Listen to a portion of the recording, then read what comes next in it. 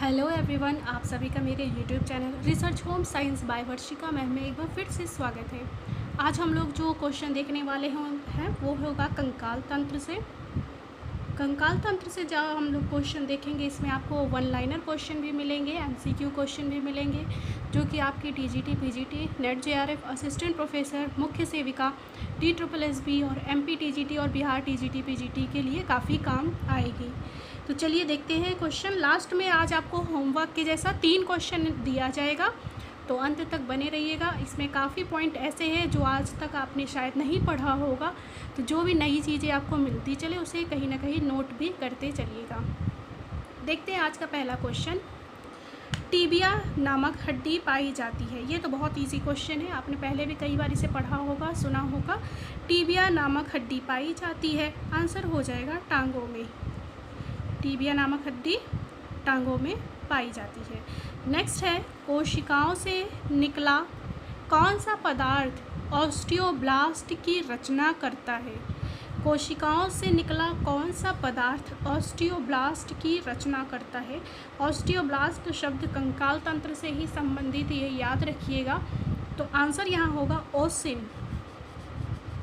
ओसिन नामक पदार्थ ही ऑस्टियोब्लास्ट की संरचना करता है, निर्माण करता है। नेक्स्ट क्वेश्चन है, नेज़ल, लेक्रीमल्स, बोमर, पैलेट, मैक्सिलरी आदि किससे संबंधित है। नेज़ल, लेक्रीमल्स, बोमर, पैलेट, मैक्सिलरी आदि किससे संबंधित है। टांग, उदर गुहा, चेहरा या छाती। ये सारी हड्डियाँ फेस या चेहरे से संबंधी है। आपने मैक्सिलरी शब्द ज़रूर एक न कहीं सुना होगा, वैसे ही आपने शायद नेज़ल शब्द भी सुना होगा, तो आप इससे भी अंदाज़ा एक लगा सकते थे। ये सारी हड्डियाँ चेहरे से संबंधित है। नेक्स्ट क्वेश्चन है, प्रतिवर्ती क्रियाओं, रिफ्लेक्स एक्शन, प्रतिवर्ती क्रियाओं का नियंत्रण केंद्र कहाँ होता है या कहाँ स्थित होता है। आंसर होगा कशेरुक रज्जु या फिर स्पाइनल कॉर्ड। कशेरुक रज्जु को इंग्लिश में कहते हैं स्पाइनल कॉर्ड। रज्जु का मतलब रस्सी होता है और कॉर्ड का मतलब भी रस्सी होता है। प्रतिवर्ती क्रियाओं का नियंत्रण कशेरुक रज्जु में होता है।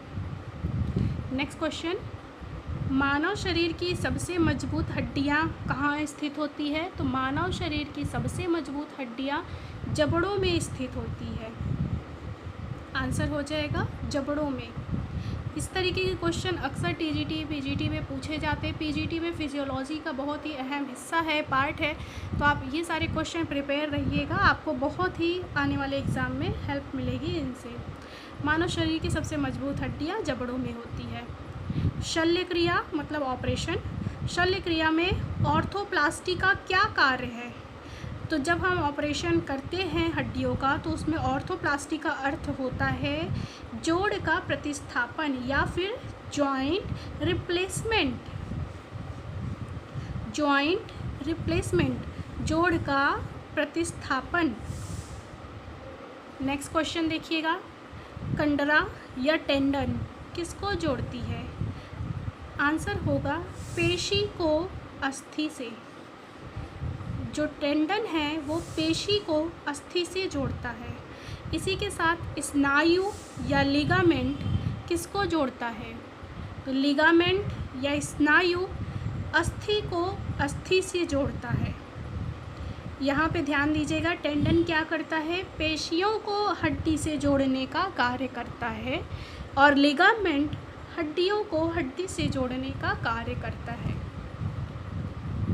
नेक्स्ट क्वेश्चन है, अस्थियों को कठोर बनाने वाले लवण मुख्यतः क्या होते हैं।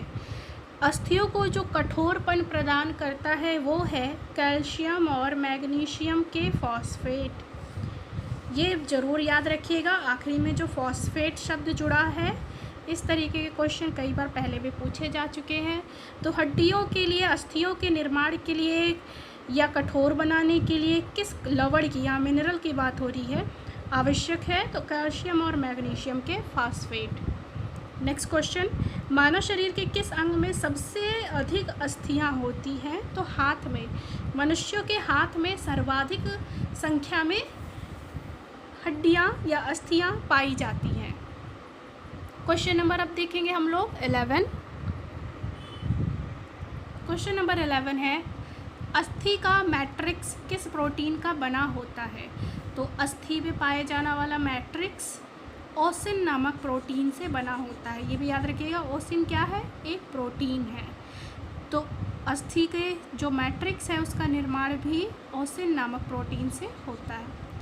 वृद्धावस्था में मनुष्य की हड्डियाँ क्यों कमज़ोर हो जाती है? सीधा सा इसका यही रीज़न है, कैल्शियम की कमी के कारण। जब हड्डियों में कैल्शियम की कमी होने लग जाती है, इसी से हड्डियाँ कमज़ोर होने लगती हैं और वृद्धावस्था में कैल्शियम की शरीर में कमी हो जाती है।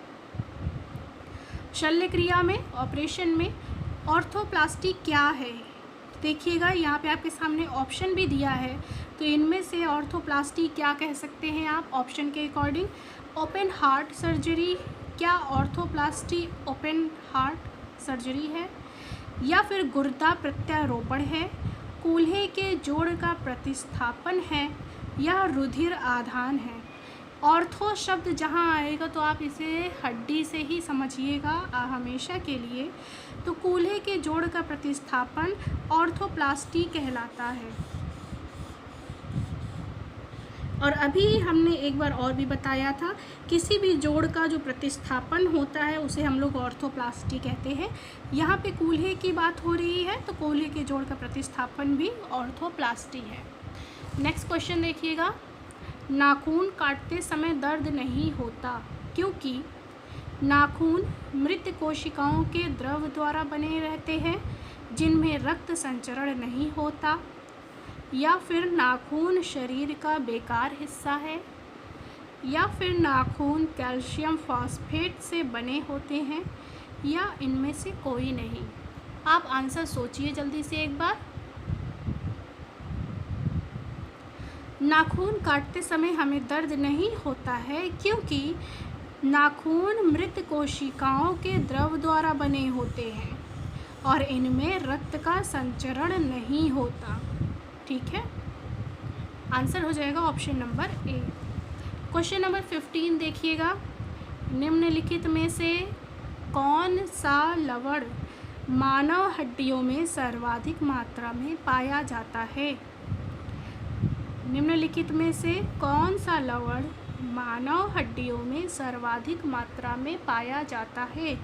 आंसर होगा कैल्शियम फॉस्फेट। Calcium phosphate. आपके सामने magnesium chloride, calcium carbonate, sodium chloride सब लिखा है, आंसर यहाँ सही होगा कैल्शियम फॉस्फेट। क्वेश्चन नंबर 16 देखिएगा, अस्थि एवं दंत निर्माण हेतु निम्नलिखित में से किसकी आवश्यकता होती है? तो कैल्शियम और फास्फोरस की आवश्यकता होती है निर्माण के लिए, कैल्शियम और फास्फोरस। क्वेश्चन नंबर 17 है, किसी जंगम जोड़ या मूवेबल जॉइंट की दो हड्डियों के बीच पाए जाने वाले स्नेहक पदार्थ को क्या कहते हैं? देखिए, हर जोड़ पे किसी भी तरीके का जोड़ है, अंगों के बीच में, कोशिकाओं के बीच में, हड्डियों के बीच में, कहीं ना कहीं पे हर जोड़ के पास एक तरल पदार्थ होता ही है। यहाँ पे पूछ रहा है मूवेबल जॉइंट की दो हड्डियों के बीच पाए जाने वाले स्नेहक पदार्थ को क्या कहते हैं? साइनोबियल द्रव, एमनियोटिक द्रव, इंटरसेस्टियल द्रव, सेरिब्रोस्पाइनल द्रव। आंसर यहाँ पर आप सोचिए एक बार, आपके अकॉर्डिंग क्या होगा, फिर हम इसका सही आंसर आपको ज़रूर बताते हैं। तो इसका सही आंसर होगा साइनोबियल द्रव। दो हड्डियों के बीच पाए जाने वाले पदार्थ को साइनोबियल द्रव कहा जाता है। नेक्स्ट क्वेश्चन देखिएगा, कौन सा खनिज हड्डियों के लिए आवश्यक है? Zinc, vitamin D, calcium, iron. Answer होगा कैल्शियम।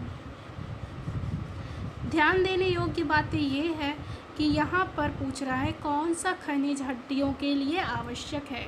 तो हड्डियों के लिए आवश्यक खनिज की अगर बात की जाएगी तो कैल्शियम होगा। विटामिन की बात की जाएगी तब विटामिन डी होगा। क्वेश्चन नंबर अब 19 देखिएगा। हड्डी बनने का परीक्षण, बोन ऑसिफिकेशन टेस्ट। हड्डी बनने का परीक्षण या फिर इसे इंग्लिश में बोन ऑसिफिकेशन टेस्ट भी कहा जाता है, मानवों में क्यों किया जाता है? मस्तिष्क दक्षता हेतु, उम्र की जांच हेतु, ऊंचाई की जांच हेतु, मादक पदार्थों की जांच हेतु। बोन ऑसिफिकेशन टेस्ट या फिर हड्डी बनने का जो परीक्षण है, हड्डियों का परीक्षण उम्र की जांच के लिए किया जाता है। आंसर हो जाएगा ऑप्शन नंबर बी। आज का लास्ट क्वेश्चन है क्वेश्चन नंबर 20। स्टेप्स अस्थि मानव शरीर में कहाँ पाई जाती है? आंसर होगा कान में। स्टेप्स आपको याद होगा मानव शरीर की सबसे छोटी हड्डी है और ये पाई जाती है कान में। चलिए, यही तक था आज का कंकाल तंत्र से संबंधित 20 क्वेश्चन। आज का जो आपके लिए होमवर्क है वो है ये, वह संयोजी ऊतक जो अस्थि तथा पेशी को जोड़ता है। वह संयोजी ऊतक मतलब जोड़ने वाला टिश्यू या ऊतक जो अस्थि मतलब बोन और मसल्स को जोड़ता है, क्या उसे हम उपास्थि कहेंगे, लिगामेंट कहेंगे, टेंडन कहेंगे या अंतः आंतरिक द्रव्य कहेंगे? इसका आंसर आप लोग कमेंट में बता दीजिएगा। क्वेश्चन नंबर 2 है आपके लिए होमवर्क, मानव शरीर की सबसे लंबी अस्थि कौन सी है? तो यहाँ पे देखिएगा, मानव शरीर की सबसे लंबी अस्थि की अगर बात की जाए तो क्या ये पृष्ठ रज्जु होगा, जांघ होगा, भुजा होगी या पसलियों का ढांचा? इसका भी आंसर आप कमेंट में बताइएगा। उम्मीद है आप इसका आंसर ज़रूर बता लेंगे। मानव शरीर में कुल कितनी अस्थियाँ होती है? 109, 206, 217, 320। चलिए, ये था आज का क्वेश्चन आपके लिए। आप इसको कमेंट में बता दीजिएगा। इसके आंसर के लिए आप लोग 1, 2, 3 इस तरीके से लिख करके फिर इसके सामने सही आंसर को लिख दीजिएगा। उम्मीद है आज का वीडियो आपको अच्छा लगा होगा। फिर ऐसे ही वीडियो देखने के लिए मेरे चैनल पे बने रहिएगा। फ्री ही आपको होम साइंस से संबंधित सारे बैच, MCQ क्वेश्चन, प्रैक्टिस समय समय पे कराए जाते रहेंगे। आज के लिए इतना ही। अपना ख्याल रखिएगा। धन्यवाद।